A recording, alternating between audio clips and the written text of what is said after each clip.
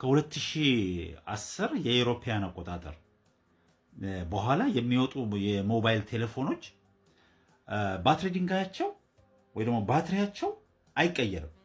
ማለት ባትሪያቸውን እንደፈለግን አውጥተን መቀየር አንችልም። ለምን እንደሆነ ተገብቷቸዋል። እንዲያው ከዛ በፊት እኔ ሲበላሽብን ወይ ደግሞ ስታክ ሲያደርግ ለምሳሌ ምንም አልሰራም ካለን ስዋፕ ማድረግ እምቢ ካለ ወይ የሆነ ችግር ከፈጠረብን አውጥተን ባትሪውን እንቀይረዋለን አይደል? ልክ 2010 አካባቢ ሲሆን ሁሉም ደግሞ እኮ አንዱ አውጥቶ ከዛ ቀስ እያለ ሌላው ያወጣው ቢሆን ጥሩ ነበር።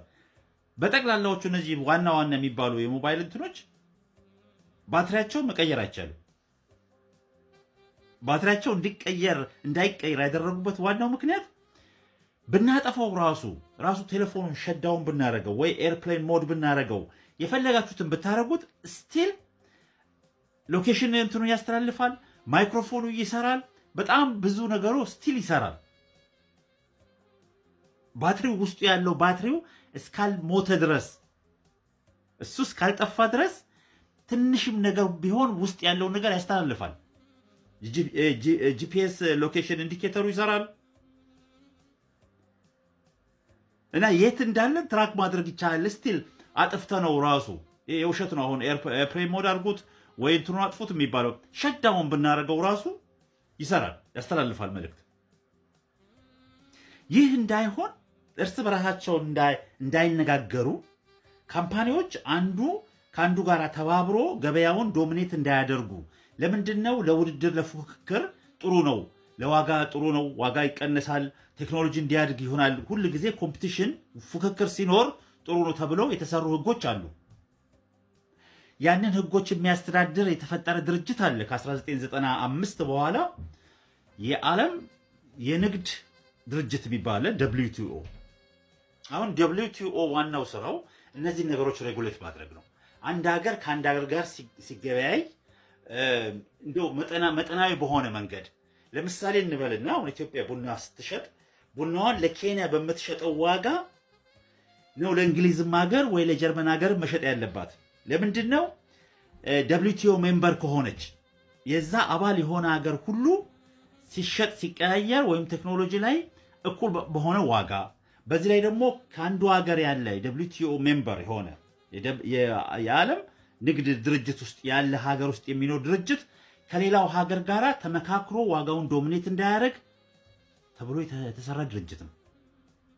እኛ የለንበትም እስካሁን ድረስ 44 እንግዲህ ከ54ቱ 44 የአፍሪካ ሀገሮች ራሳቸው አሉበት። ወደ 166 ሀገሮች የሚሆኑ ከ195 ሀገር ውስጥ 166 ሀገሮች አሉበት ኦልሬዲ። እኛ የለንበትም። ለምን እንደሌለ እስቲ እንደው ትነግሩኛላችሁ። መቼም በዚህ መስክ ቢሆን ብዙ እውቀት ያላችሁ ሰዎች አላችሁ።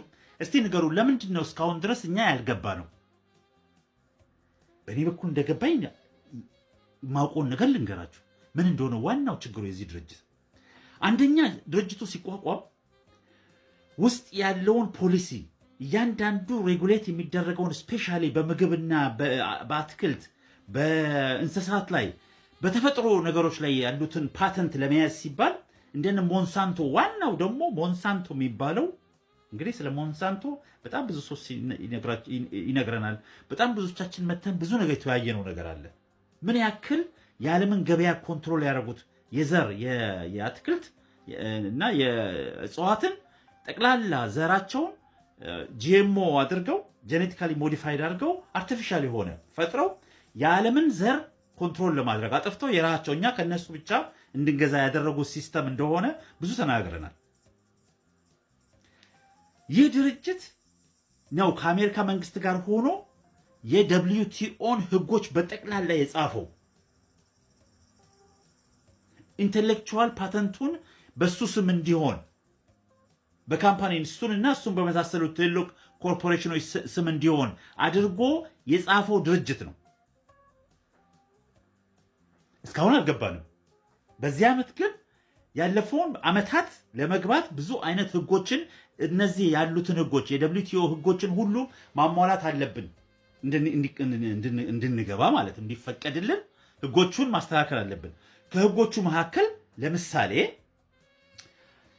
በጂኤምኦ የሞንሳንቶን ጂኤምኦ ገዝተን ወይም ደግሞ ከዛ አምጥተን በሱ ዘር ተጠቅመን የምናመርተው ምርት ለምሳሌ የስንዴ ምርታችን በጠቅላላ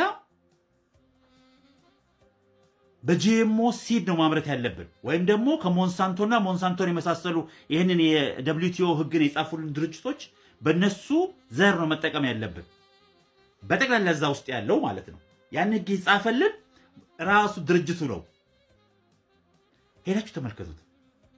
ሞንሳንቶ ከአሜሪካ መንግስት ጋር ሆኖ የደብሊውቲኦን ህግ የጻፈ ድርጅት ነው ወይ? በአሁኑ ሰዓት ሞንሳንቶ የሚባል የለም። ከዚህ ፊት የነገርኳችሁ ብዙ ነገር አለ። ስማቸውን ይቀይራሉ፣ ሚውቴት ያደርጋሉ። ኦኬ፣ በየተወሰነ ጊዜ እንዳይከሰሱ ያመጡት ነገር ወንጀላቸው ስሙ እንዲጠፋ አሁን ባየር ነው የሚባለው። ባየር ማለት የጀርመን ካምፓኒ ነው። የጀርመን የሚባለው ኮርፖሬሽን አገር የለውም፣ እንዳትሳሳቱ። ሁሌ የደጋገምኩ ነግራቸው አገር የላቸውም እነሱ። ምንድነው ስማቸውን እየቀየሩ አንዱ አንዱን ይገዛል፣ አንዱ አንዱን ይጠቀልለውና የሱ የሰራውን በደል ሁሉ በዛ ይሸፍነዋል። እኔ አይደለሁም ይላል። አሁን ባየር ኤጂ የሚባለው ሞንሳንቶ የሰራውን ነገር ሁሉ መቀበል ግዴታ የለበትም፣ ምክንያቱም ሌላ ካምፓኒ ነው። እና እዛ ውስጥ እኛ ስንገባ በዚህ ዓመት ስብሰባው የሚደረገው የት መሰላችሁ? ካሜሩን ነው ምናምን ላይ ነው፣ አፍሪካ ውስጥ ነው የደብሊውቲኦ ስብሰባ። እዛ ላይ ኢትዮጵያ የመግባት ቻንሷ ከፍ እያለ መጥቷል። ማለት ህጉን እያሟላች ነው ማለት ነው። እዛ የተጻፈልን ህግ በጠቅላላ ቲክ ማስደረግ አለብን። ይሄን አሟልታለች። ያን ሁሉ ነገር ስናሟላል ሌላው 44ቱ ሀገር ኦልሬዲ አሟልቷል ወይ ህጉ ምን እንደሆነም አያውቀውም። ዝም ብሎ ጆይን የሚያደርገው እቃችሁን ሁሉም ሀገር መሸጥ ትችላላችሁ። ደስ ባላቸው ጊዜ እስቲ ሄዱና አሜሪካ ስንት ጊዜ የደብሊውቲኦን ህጎች ሰብራ የራሷን ታሪፉንም ቀረጡንም ሁሉንም ነገር እየቀየረች እንደምታደርግ እኛ ግን ሜምበር ሆነን ኦኬ፣ እዛ ውስጥ አሁን የአፍሪካ ሀገር ሜምበር ያለው ሁሉ እንደዚህ ላደርግ ቢል ብዙ አይነት ቅጣት ነው ወይ የመውጣት ሁሉ እንትን ይደርስበታል። ፖዚቲቭ አለ። ፖዚቲቭን ሁላችንም እናውቀዋለን። ሁሉም ማወቅ የሚችለው አንድ ገብቶ ክሊክ አድርጎ ኤአይን ጠይቆ መረዳት ይችላል ምን እንደሆነ ጥቅሙ። ጥቅሙ እኮ እውነተኛ ጥቅሙ እሱ ቢሆን በጣም ጥሩ ነገር ነው። ኦኬ፣ ግን ጉልበት የሌለው ሀገር እዛ ውስጥ ገባ ማለት መጠቀሚያ ነው የሚሆነው እንጂ ከጥቅሙ ይበልጣል ማለት ነው። እንዲህ ስላቸው እኔ ብዙ ጊዜ ለማስፈራራት አይደለም፣ ኔጌቲቭ ሳይዱን ማወቅ ይኖርብናል። በዚህ ላይ ደግሞ ከኛ ቀደም ያሉት ሰዎች ይህንን ነገር እንዲቆይ እስካሁን ስላደረጉት ነው እንጂ ጋቡን ጅቡቲ ምናምን የገባበት እኮ ድርጅት እኮ ነው። ለምንድን ነው እስካሁን ያልገባ ነው? እኛ ከአፍሪካ 5ኛ ትልቁ ኢኮኖሚ፣ 4ኛ ትልቁ ኢኮኖሚ፣ 6ኛ ትልቁ ኢኮኖሚ በየአመታቱ የሚሆነው ትልቁ ሀገር በህዝብ ብዛት ከአፍሪካ 2ኛው ትልቁ ሀገር ያልገባበት ምክንያት ሪዝን ይኖረዋል። መቼም ይህንን ጥቅሙን ብለን ቢሆን ኖሮ ገና ድሮ ነበር። እኛ ነን አንደኛ ከአፍሪካ ውስጥ የተባበሩት መንግስታት ሲመሰረት የአፍሪካ ዩኒየን ሲመሰረት አንደኛ ነን አይደለ እንዴ? ግን እንዲህ አይነት ድርጅቶች ጋር የመግባት ወደኋላ ለገግ የምንለው ለምሳሌ የኢንተርናሽናል ኮርት እንትን አለ እዛ። አሁን ለምሳሌ ያልገባንም ለምንድን ያልገባ ነው? የምናስብ ህዝቦች ስለሆን እኮ ነው። የምናስብ ህዝቦች ስለሆን ነው ነገሩ መጠንቀቅ አለብን፣ ይህን ነገር ማየት አለብን ብለን ወደኋላ ገሸሽ የምንልበት ቦታ ገሸሽ የምንለው እንጂ ዝም ብለን ገብተን ግን ጥቅሙን ብቻ የምንገባ ከሆነ በኋላ የሚያመጣውን ነገር ሸፋፍነን ማለት ነው። ወይንም ደግሞ ኦፕን የሆነ እንደው ፍራንክ የሆነ ዲስከሽን ተፈጥሮ በህዝብ ዘንድ ተነጋግረን ከሆነ ጥሩ፣ በጣም ብዙ አዋቂዎች ያሉበት ሀገር ነው። ኦኬ።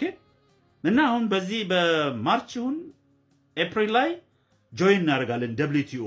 ከዛ እያንዳንዱ ሞንሳንቶ እና ወንድሞቹ የጻፉልን ህጎች ነው መከተል ያለብን። ከዛ ስንዴያችንን ልክ ድሮ አባትና ቅድመ አያቶቻችን እንደዘሩት ሳይሆን ዘር እየገዛን ነው የምንተክለው። ዘሩ የሚያመጣውን ብዙ ተናግረናል። ጉላክ